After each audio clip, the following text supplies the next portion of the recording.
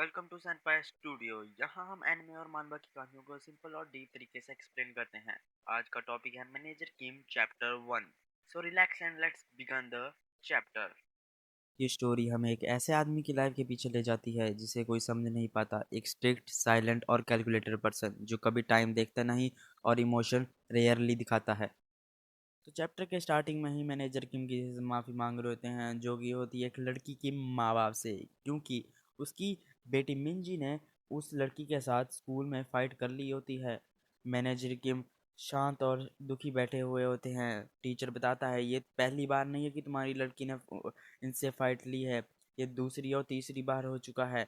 ये बहुत बड़ी कंपनी के मालिक हैं, तुम्हें इनसे माफ़ी मांगनी चाहिए। मैनेजर किम शांत और माफ़ी मांग लेते हैं। मैनेजर के इतने बड़े आदमी नहीं थे तो उन्हें माफ़ी मांगनी ही पड़ती है। पर ये बात मिंजी को बहुत बुरी लगती है, क्योंकि स्कूल में उसकी कोई गलती नहीं थी। फाइट उसने उस लड़की ने स्टार्ट की थी, इसलिए सारी गलती उस लड़की की है। लेकिन मैनेजर किंग को तब भी माफ़ी मांगनी पड़ती है। ये बात से मिंजी बहुत दुखी और गुस्से में थी और वहाँ से चली जाती है। रास्ते में मिंजी कहती है कि सभी के माँ बाप कितने बड़े बड़े पॉलिटिशियंस हैं, बिजनेसमैन हैं, लेकिन आप एक गरीब मैनेजर ही क्यों है? आपकी वजह से ही ऐसा हुआ है। वो रोते रोते ये सब कुछ कहती है। मैनेजर कम बिल्कुल दुखी और निराश दिखाई देते हैं, क्योंकि उसकी बेटी की हालत उसकी वजह से ही ऐसी हुई है। मिंजी वहाँ से जाते हुए कहती है कि आप मेरे पीछे मत आना, मैं आज अपनी दोस्त के घर रुकने वाली हूँ। मैनेजर की वहीं पे अकेले खड़े रह जाते हैं। तो सीन शिफ्ट होता है स्ट्रीट के ऊपर, तो वहाँ पे उसे वही स्कूल वाली लड़की मिल जाती है जिसका नाम हेरी होता है। वहीं पे उन दोनों की बहस होती है और वहीं पे एक दूसरे को चांटे बरसाना शुरू हो जाती हैं। लेकिन तभी मिंजी को किसी ने पीछे से लात मार दी, और वो होता है एक मोटा लड़का जो अपने आप को हेरी का क्रश बताता है। लेकिन हेरी उससे कहाँ प्यार करती होगी। वो मिंजी को बालों से पकड़ता है और धड़ाधड़ चांटे बरसाने लग पड़ता है। वहीं से पीछे से हेरी आती है और पत्थर लेके और मिंजी के सिर पे मार देती है, और मिंजी वहीं पे नीचे गिरती है और उसका सर पत्थर पे लगता है और वहीं पे वो बेहोश। वो दोनों एकदम पैनिक हो जाते हैं कि क्या करे क्या करे क्या करे। लेकिन वो मोटा लड़का बोलता है, अब मेरे को किसी को फ़ोन मिलाना पड़ेगा। हैरी फटाफट उस मोटे लड़के से फ़ोन छीनती है और कहती है कि मैं एक बड़े कंपनी की मालिक की बेटी हूँ, आप मेरी बात समझिए। और वो सारी सिचुएशन फ़ोन पे समझाती है कि हमारे साथ ऐसा ऐसा हुआ है, हमने एक लड़की को मार दिया है, आप इस बात को फटाफट रफा दफा करो। शिफ्ट होता है मैनेजर किम पे, जो कि अभी भी अपनी बेटी का इंतज़ार कर रहे होते हैं। टाइम देखते हैं कि 7 बज चुके हैं और उसकी बेटी अभी तक नहीं आई। दूसरी तरफ वही बंदे जिनसे हेरी ने बात की थी, वो मैनेजर किम को डिक्की में डाल चुके होते हैं।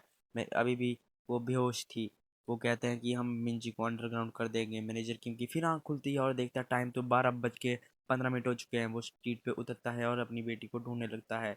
वहीं पे पहुंचता है जहाँ पे उन दोनों की फाइट हुई थी। वहाँ पे उसे पिन मिलती है, जो कि उसे याद आता है कि वो तो उसी लड़की की है। वो उसे कॉल करता है और पूछता है कि अब मेरी बेटी है, रात को तुम्हारे पास थी। वो मना कर देती है और मैनेजर किम एकदम अपने रेज में आ जाते हैं।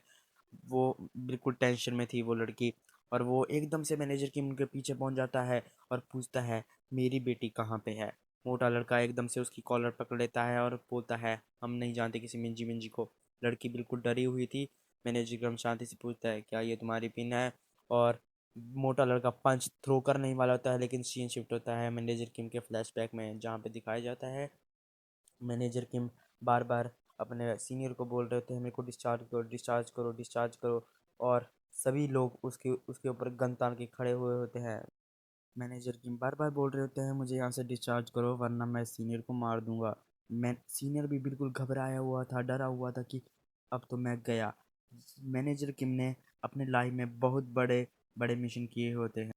मैनेजर किम ने 7 infiltration mission in North Korea, 5 double agent mission in South Korea, 2 jail break और 1 assassination attempt of North Korean supreme leader, यानी कि नॉर्थ कोरिया के सुप्रीम लीडर को मारने के लिए अटेम्प्ट किया हुआ था। मैनेजर किम इतने गैंगस्टर आदमी थे। देख रहे हो मैनेजर किम का रेज? इतने खतरनाक आदमी से कौन पही पंगा लेगा, जिसके ऊपर एक बाउंटी भी लगी हुई है।